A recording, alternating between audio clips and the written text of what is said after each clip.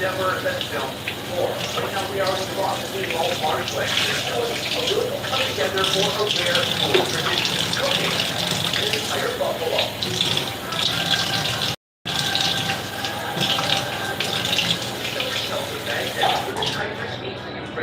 There's a civilization that's been living on 1,000 years.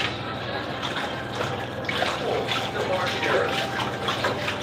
Saddam Hussein tried to erase them, train the Martians, burn their villages, and force them out. But they came back.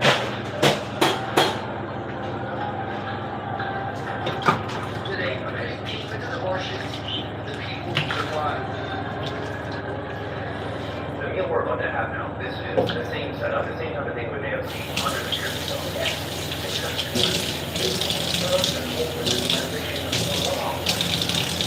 It all starts with the March 20 What they're about to witness is a business to go back years, go back generations. It all starts with this right here. But one of the biggest costumes you might watch is a bit known as guilt.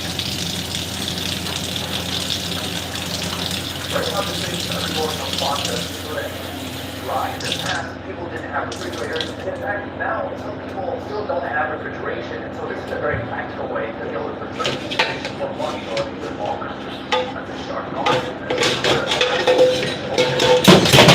Organs and peeling them off, dumping the whole units of water. She brings it back into the mat. From here, she applies coarse salt. The salt over time is going to help the raw oil all the way to help it dry faster. But there are these things that dry in Now they can't dry the fish properly, so that ultra design is always so that it can dry out over time. Beyond just drying the fish, but it can ensure no other opportunities to try to keep it away, including cats, other wild animals, or minerals.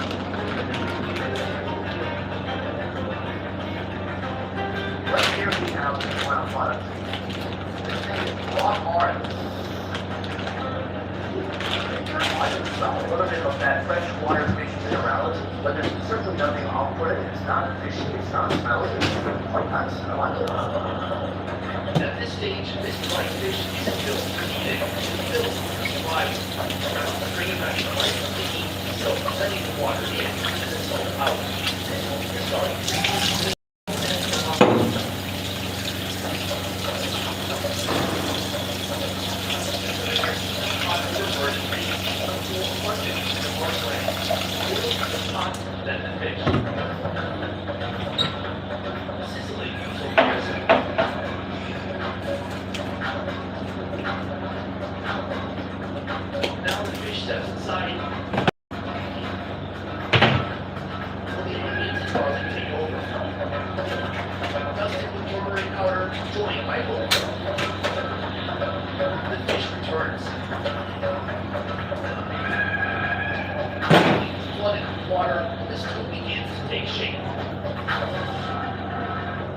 Tosses in some dried limes.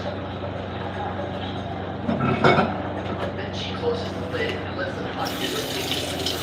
More steak turns tender. I eat my time today. Not walking from Baghdad. So someone told somebody traveler cafe. Somebody made it Baghdad. If this isn't very important, in fact, you can keep work like this one. We are. I got it all.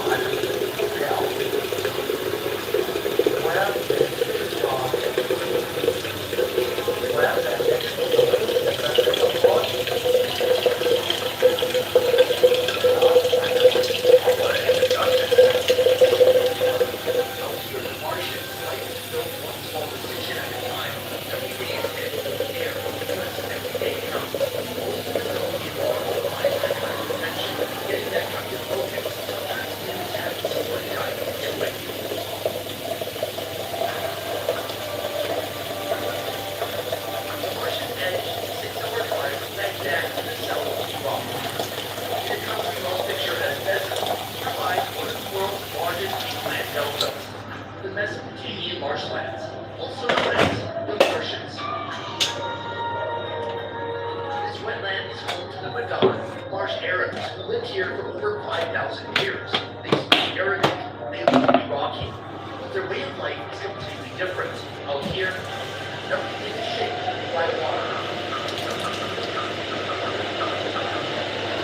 You have the water, but they also are to be born back.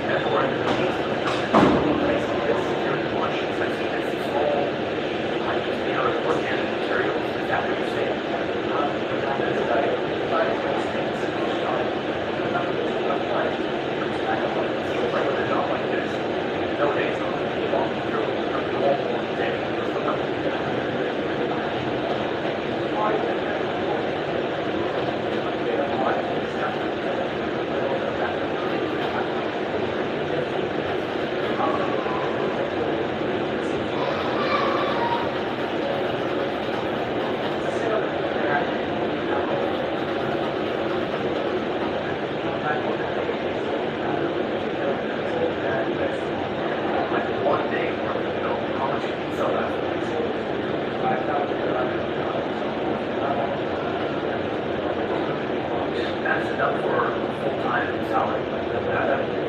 Everyone here loves something that's money. You know, other ways to make it go. I mean, there's certainly something this generation tradition. I guess the fact that there's this modern struggle in order to keep it up, because obviously we face limitations now that his grandparents would have habitat, people buying up more property, less space, less vegetation for the animals to eat, nothing to bring in for the animals. So what is the future of buffalo herding look like?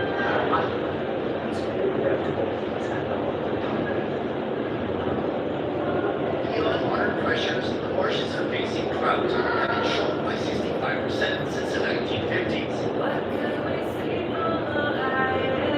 As they shrink, the buffalo population declines and prices climb. These days, the buffalo costs twice as much as a cow. For the Bedouins, killing the buffalo isn't dinner, it's bankruptcy. I look around here, he probably has $35,000 worth of buffalo. Maybe he's and else he's selling. He's not making that much money. Why not just sell everything and start new with a new project or a new occupation?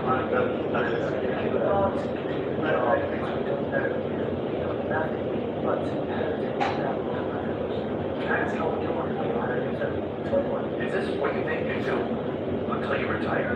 Yes,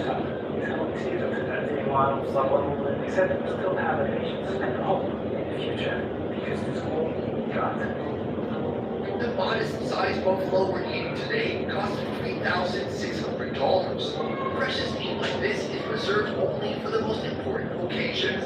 Today, it feeds an entire village.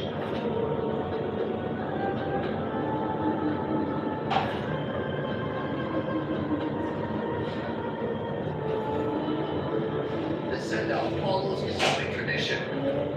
The animal is laid gently on the ground, facing Mecca. Making one quick cut with a short knife, the end is fast. Breaking down an animal this size takes patience and experience. The skin is carefully peeled away. The intestines are discarded to my surprise. The meat and bones are destined for a hearty stew that will feed the village.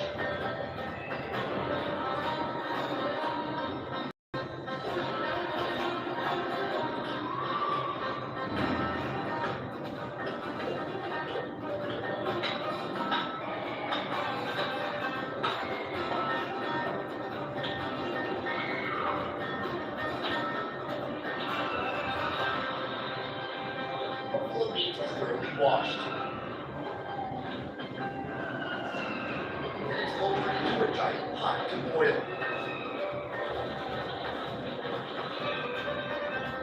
The cook patiently skims the scum from the surface, leaving a clear broth and a clean, rich base for the stew.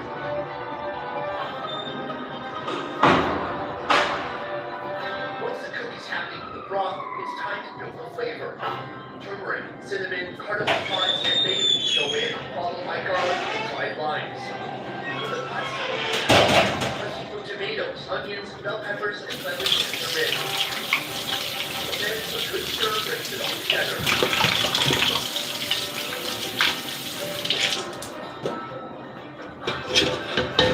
While the buffalo simmers, another giant pot is worked, this one for the rice. The lid's on, it's crackling. The final step is patience. Big one, Osama and I are up for a taste of buffalo with an appetizer. This is work and hard work and then boil and fry. It's hard for I've never applied those like this now. I'm 44 Our appetizer starts with liver and heart, extracted from the buffalo and cut into bite-sized pieces. Have you had this dish before? No, cooking is my first time. But you were born in the Martian, yes. You lived here for some time, yes. I got my kids and then it was that because my dad got another job, but we're going to the much time ago. Chopped organs are plunged into boiling water along with some onions. The pot is seasoned with turmeric, salt, and dried limes. Our cook lets it simmer until the protein softens. This is the term is Marsh Arab. The first time I heard it, I was like, can I also say that? Yeah, of course, totally fine. Are there other types of Arabs that are tied to geography? Other than Arab, Arab, Arab,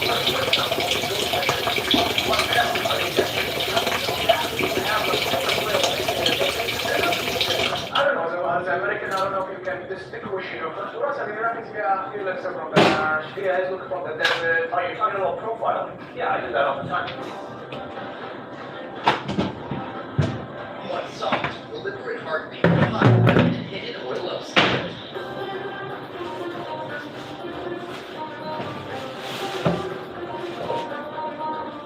Marco tosses in more onions and continues frying until the heart and liver reach the appropriate shade of charcoal. I love this idea that the Martians are so big, they're so expansive, they naturally just isolated the people, which in a way protected them or insulate them from the rest of the world. How does that isolation affect what people eat here? Is there agriculture? Are they growing plants? Or is it just about fish? That's how the Martians they can grow food like plants, but not inside the marshes. Yeah. So your grandfather or your great-grandfather, when they were living here in the Martians, did they even have access to bread? Yeah, of course. What were they getting? We can come outside of the marshes. Get them, this was trade. Get the milk from the water buffalo, get the fish too, and trade with the outsiders. So this is exactly how they make money and make the food. Right here, we've come full circle. I mean, this is a meal that somebody might have enjoyed 100 years ago. They would have had the water buffalo, and then they would have traded for the wheat to make the bread. I love that you're from here, and this is still an experience for you. It's very cool. I'll just go straight for the liver at first, or heart. I'm hoping I get heart. I like heart much more than I like liver, but let's see what happens. I love liver. True. But when you drink milk or cream or dairy, do you like that sort of thing between a buffalo and a cow? Oh, different. Yes, but the liver,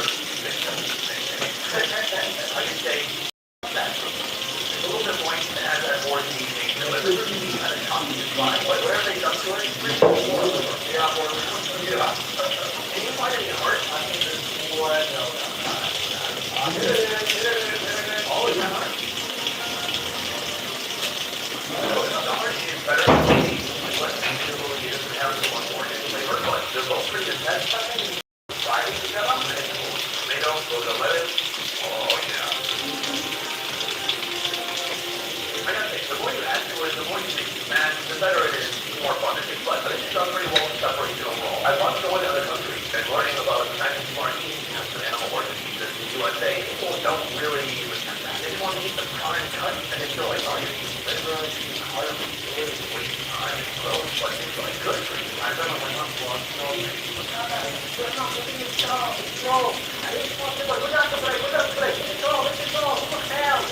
wow, you was your own voice starts me out.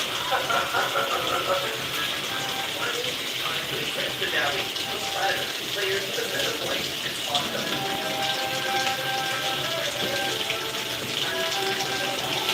This is that all the way water bubble. I love talking.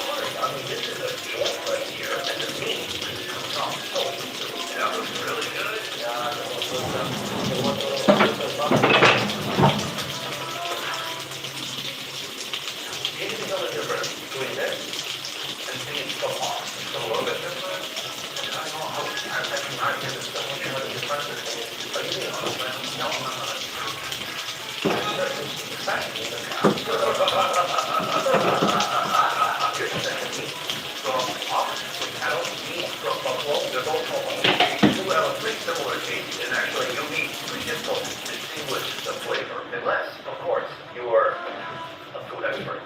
The taste of the meat is delicious. I can taste the turmeric, I can taste the spices they put in there. I kind of like the fact that it's pigmented still. I mean, there's big, bony chunks and it's right off the bone. But what really makes it special is that every bite is different depending on which part of the body you're eating from. When you're eating with your hand, you can almost taste it before it hits your mouth because you can feel the fat or the dispersion of the muscle fibers and you go, oh, this is going to be a good bite.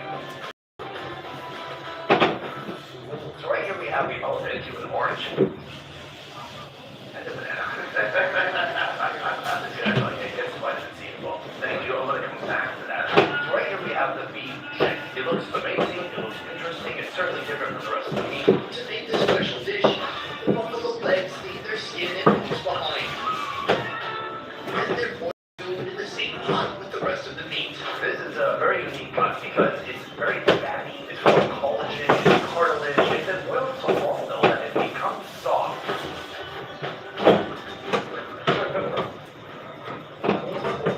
A lot of people eat this and because of the texture, because it's kind of jiggly and soft, they think it's fat, but it's not. Collagen or tendon like this right here is just completely full of protein. It's kind of gummy and chewy, very soft and very satisfying.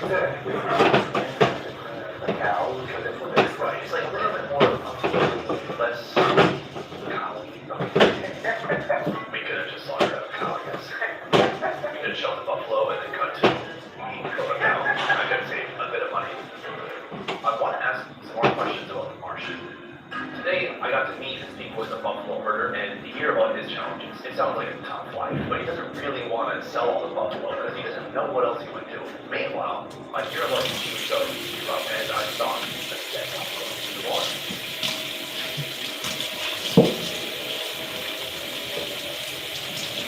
Tell me a little bit about what are the conditions that are making some buffalo are dying. When the water goes down,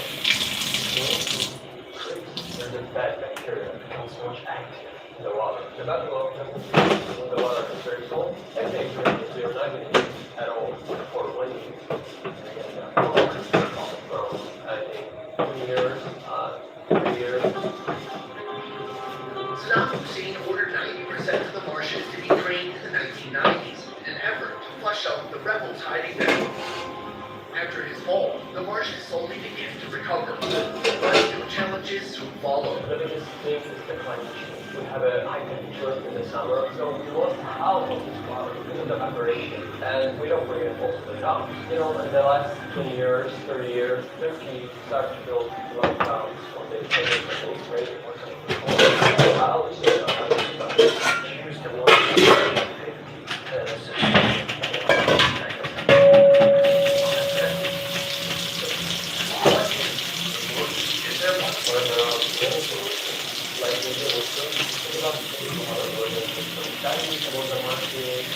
diversity and how we use the water. Like, there's no clear direction of language. There are different elections or some different directions of the water. They're kind of very realistic. What's tragic is, I mean, it's already tragic in and of itself that people are losing their homes, their traditions. It's also tragic that Rock is becoming this merging towards destination. And there was really this outpouring of support or just curiosity about this part of Rock that might take people months. But by the time that tourism really picks up in this country, it's too late. Yeah, right away.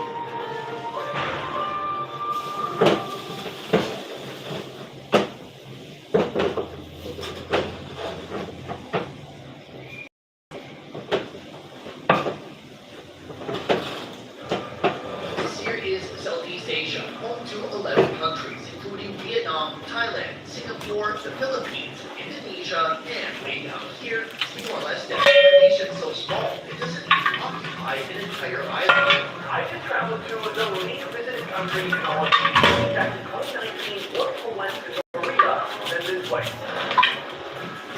Last year, Timor-Leste welcomed 26,000 tourists. To be fair, it's a small country, but Bali right over here is a similar size. And in 2024, they brought in over 6 million visitors. That means more people visit Bali in a weekend than visit Timor-Leste in an entire year. And I want to know why. Mr. President, why should people care about Timor-Leste? Well, While I'm here, I'll be traveling from the capital to the countryside to understand how Timorese food and culture are different from anywhere else in Southeast Asia. there's something interesting about this, which is that if you eat it without preparing it the correct way, then you'll die. But what I find won't always be charming. I can't believe it. My investigation into this unknown nation begins in its capital, a city of nearly 300,000, roughly a quarter of the nation's population.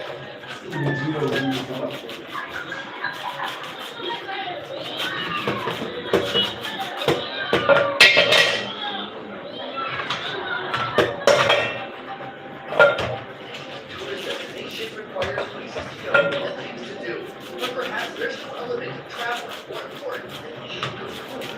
So I headed to the busiest market to get a closer look at what Timor-Leste has to offer. Looking around, I see so much here. There's grains and beans and vegetables and aromatics, ginger. Is this all food that was grown here on the island? Meet Timorese entrepreneur, chef, and ambassador. Can you tell me about what you're holding right now? This is one of the national dishes. The biggest destinations in Asia have a national dish for running halfway around the world to eat. Japan has sushi, Thailand has pad thai, but what about Timor-Leste? In the past, there were not enough processes to get hang on your back, like a bow and arrow, and then there's your food. What's on the inside? The base of this dish starts with mackerel, marinated in turmeric, soy sauce, salt, black pepper, moringa leaves, chilies, and tamarind. It's bold and earthy from the first step. This food is like a portrait of the poor people, shepherds, farmers, even the beggars are coming to the city like this city, they will bring with me. The mackerel is wrapped tight in a palm leaf parcel, tied at both ends. Then it goes on the grill. Salt cooking until the leaves char and the fish steams inside. Is this something that people used to make at home and just carried on them and eat it when they needed it? Yes, especially if you go to a farm or you go for a long journey. Without refrigeration, it can be 10 minutes because they're dry inside. That's how it looks. Oh, that's it. Yeah. It's good. It's lightly spiced. It's mild. There's a little bit of kick in there. A little bit of tamarind. What I like about it is that there's like a ton of flavor down here. You get a little of that from the skin on the outside. The skin is nice and supple, but inside, I mean, there's plenty of meat to chomp down on. So you actually feel like you're really getting something substantial. Yeah. How much does this cost? Thanks to my dog. This is a lot of amazing food. I'm curious how people are making a living in Timor-Leste. It's tough. The average income here is around $115 a month. Do the math, and you're looking at about 65 cents an hour, all of it paid in US dollars, the official currency of this country. We are big export of oil and gas, but we also have coffee that sells overseas to the United States, Australia, Europe. So far for export is that. But the reason I'm in the food industry. I'm a tourist guide myself for 20 years. Timor-Leste.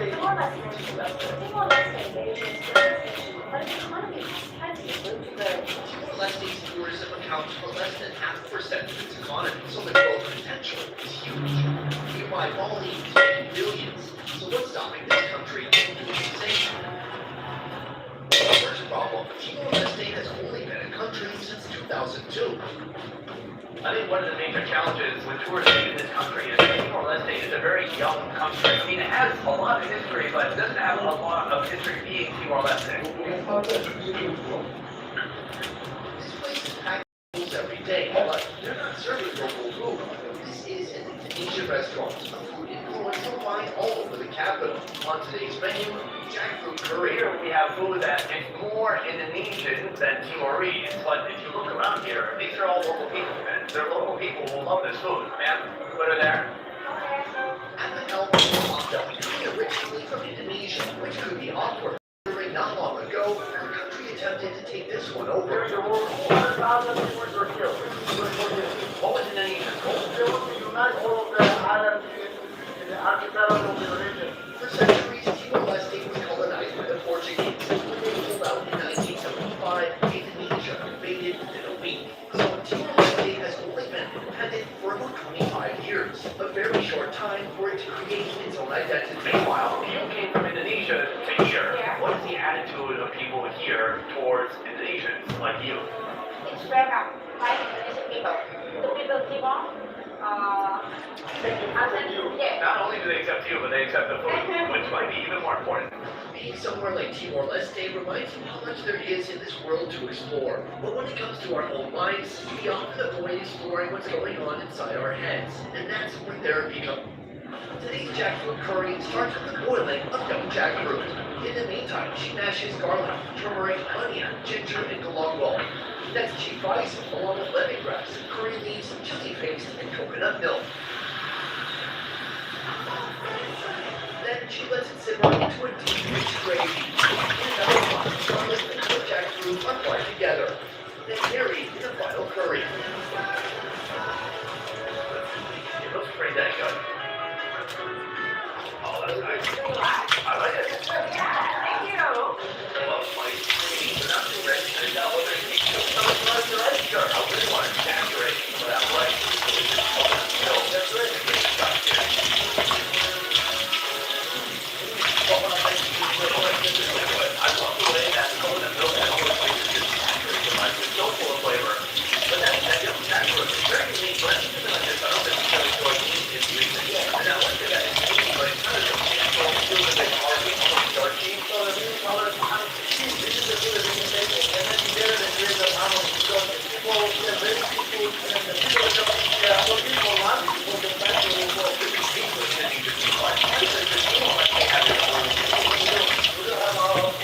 For example, like small houses, even though there is a different picture looks similar, but the training videos are different. But the traditional viewers, you might find a special occasion, a lot of rituals, wedding, funerals. Then you have to go to the mountain or you go outside the city, it's kind of like a taking Timor story. You have an outside perspective, because you grew up in Indonesia, then came here later in life. How would you define Timorese food? Perbedaannya iya Portugis. So every point of view that Timor is other than different in the Indonesia. Oh, interesting. The most different is actually the Portuguese food. Most of the Portuguese food we are pork and medium in some people, but there is one thing specifically that's connected to Timor, we call sensual. Having lived in Portugal, this is familiar to you? It's familiar because sensuada is a regular food for the Portuguese. Rui is Timor-Leste born and bred, but has been working in Portugal the past 7 years. The same country that shaped this island for more than 4 centuries. One of the lasting influences from the Portuguese occupation is this right here, feijoada. Here it starts with the frying of tomatoes, garlic, onions, and olive oil. Add pork ribs, pork belly, tomato sauce, salt, carrots, and bay leaves. Then let it stew until everything softens up. Finally, it's blessed with chorizo, chorizo, beans, and cabbage. Does it look similar to what you would find in actual Portugal? It's the type of difference because they love it. So for Lester, you're going to use the beans and some cabbage, carrots, or potatoes. So that's the family of yours. You can use everything. So what you do is, whatever you are available, you ask the kids. And then you wait for them to see what. Now they go vegetarian. Salty, bean, like starchy, protein, starch, but it's full of meat, great flavors, textures, a very heavy meal packed with energy. It's very good though. It's still amazing how I can't wait for a Portuguese person to watch this and go, it's not so well. yeah. You know, throughout this video, I'm trying to understand more about how people are traveling to this country. I think another issue is that, first of all, people are very small. There are other small countries, right, and a lot of tourism, but it's only the location. It's hard to find flights to get to this island. You travel to Timor-Leste, there are only 6 direct flights that'll get you here. For comparison, Wallis runs 65 different connections with an average of 92 flights landing every single day. First, we have to solve the connection. Second, make it easy for people to actually all of the considerers for people to come in. It's fine. It's not too easy because if you make it too easy, then you get the bus. You don't want to take the bus. So the Timor that is Maldives because Maldives people is they use food like stuff like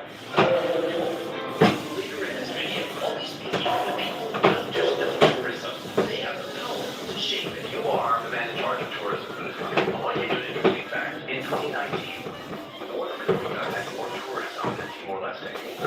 First, Sunny the Tourist has been invited to this city's one and only tourist attraction. All they have to look for tourists is so far the Australian guy who thought he was going to bowling. So back to that guy. If you're going to a new country and you're trying to figure out what you get for fun, a good idea is to start by looking at what the world is do for fun. This is like a little street food fair, entertainment, full event of Timor-Leste. Right here we have some of the local offerings. One thing I do like about Timor-Leste is these folks like to drink. This is not a Muslim country. In fact, it's one of the most purely Catholic countries in the world. Because the Catholics get to do. They're not married, they're free, but they do get to drink.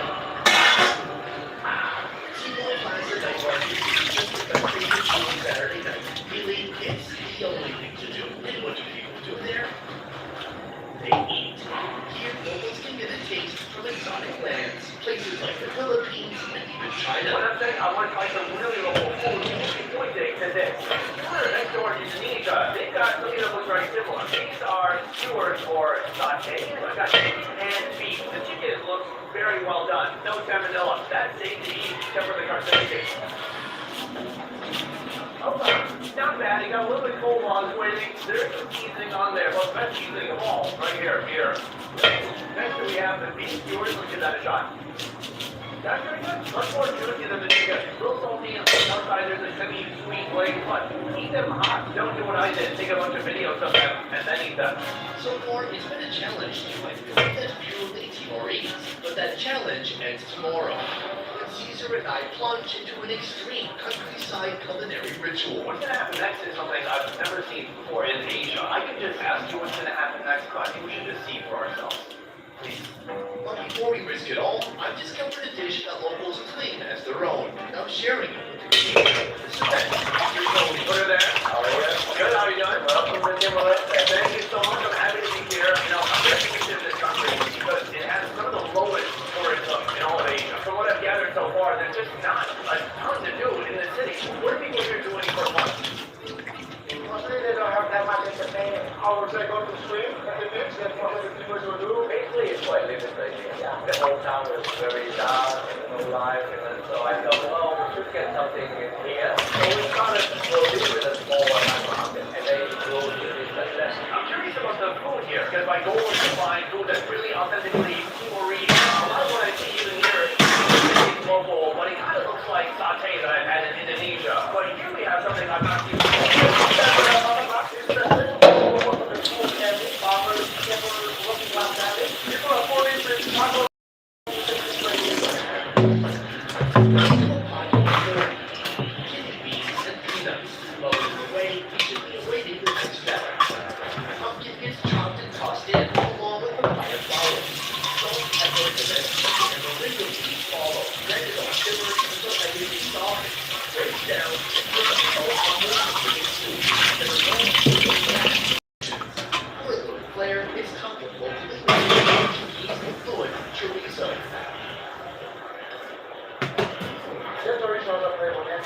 That's a nice combination. Visually, the soup isn't the most beautiful soup, so it has to overcompensate with flavor. The chorizo, it does taste like chorizo, but I have had Mexican chorizo. And it does remind me of that, some of the spices, it's got some kick, it's got spices, it's fatty, it's meaty, it's very rich. Meanwhile, the soup itself, it's got corn, beans, it's very starchy.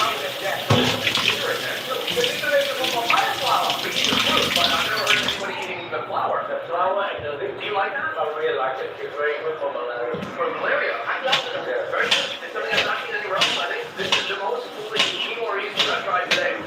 Of the handful of tourists who make it to this country each year, most of them eat capital. This country really does have food unlike anywhere else. You just have to travel here to find it. What are the biggest challenges so far in coming to Timor-Leste to finding food that is authentically Timorese? Well, today, I believe we've solved that problem. On the menu today, something I've not tried yet, goat. Not only is this goat supplied an extraordinary amount of nutrition for the village, but it's also an ingredient somebody's fortune. In a moment, I want to find out how. Once slaughter kicks off, a ritual is performed.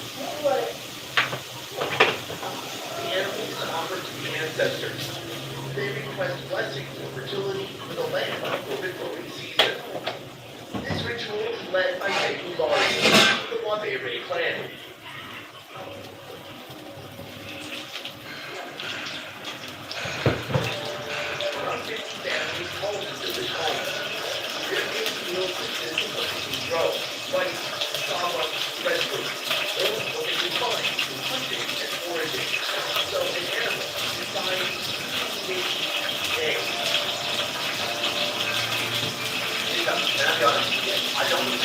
all the way through. I think it's so medium rare. What's gonna happen next is something I've never seen, at least before in Asia. I think this absolutely gonna happen next time we do this for ourselves. Put an X in the chest with a knife and cut it on the left side. There you go. Oh, wow. Oh, that's the most important piece. Right here we have a lot of organs that belong to the breastplate. And of course, that's the including the liver. It's really so important today. So it's for Farmer's Almanac. Right, so gas and diesel. So right here, we have the liver.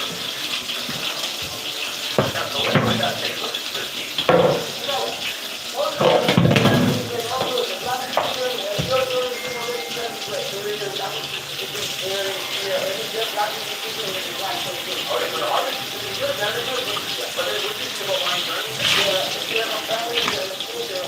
Something that's horrible like that, something that's horrible like that.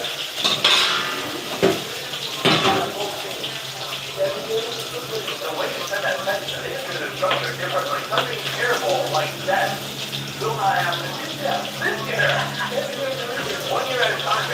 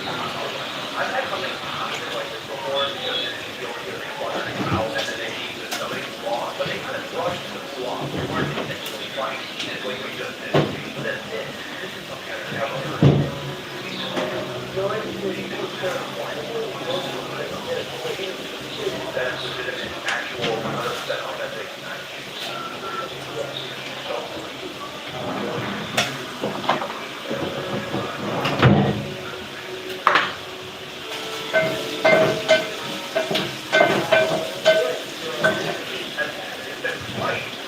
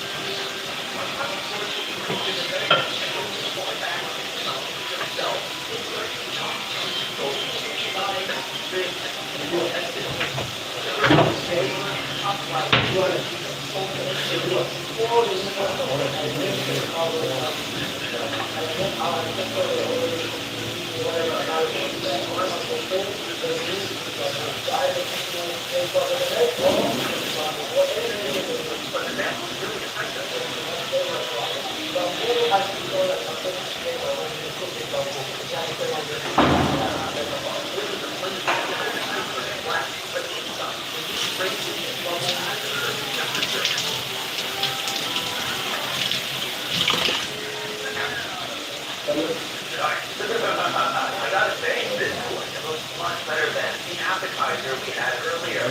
Look at the shot. Good.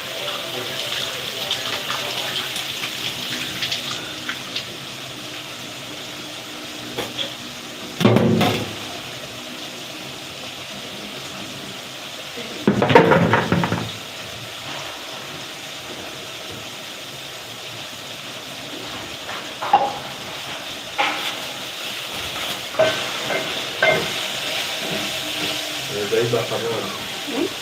Daí dá famosa.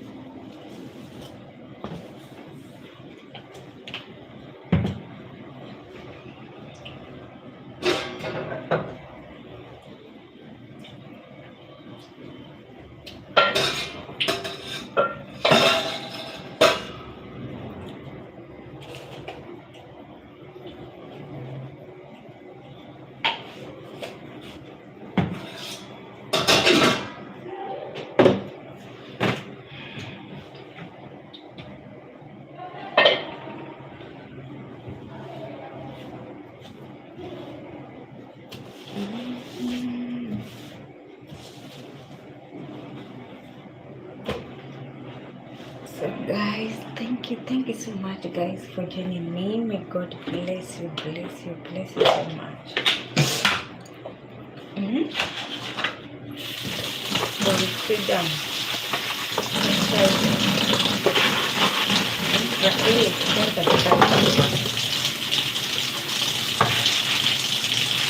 I want to say this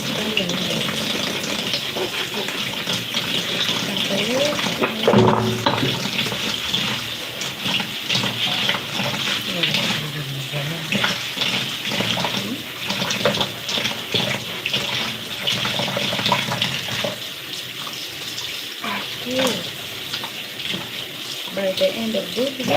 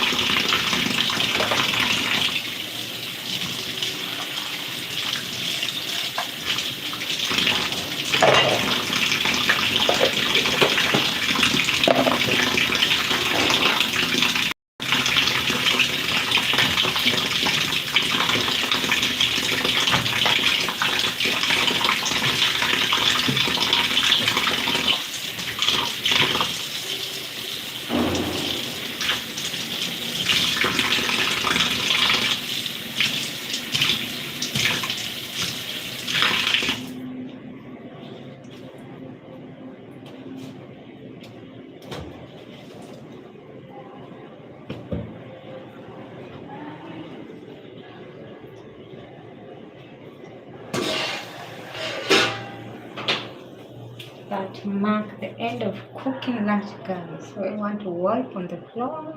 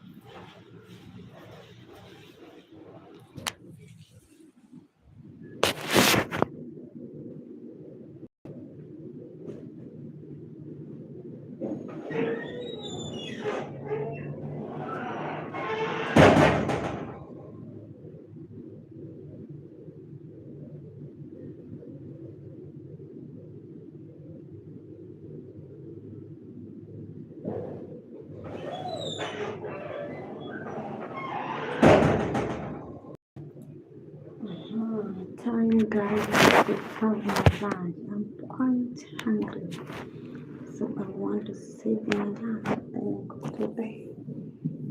Studio.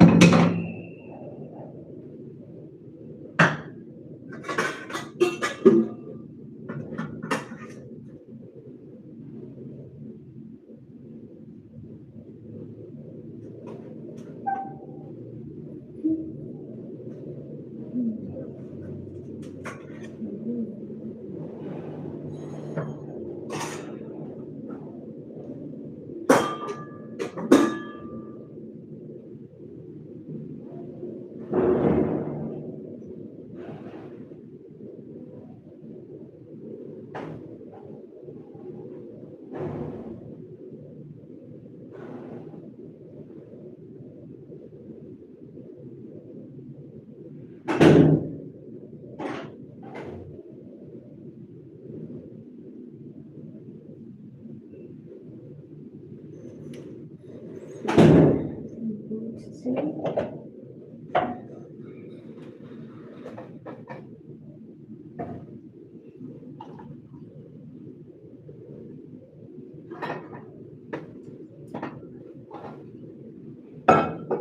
I'm by myself.